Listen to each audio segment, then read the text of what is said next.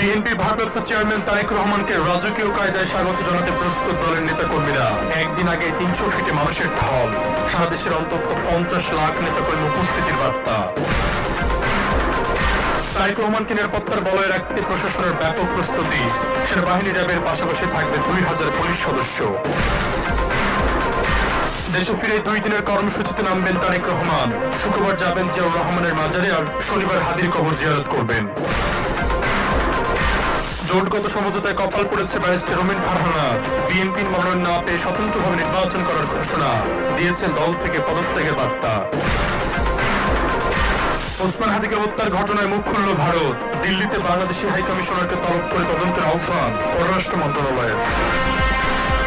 25 তারিখে ইনশাআল্লাহ আপনাদের দয়া আল্লাহর রহমতে আমি দেশে ফিরে যাব।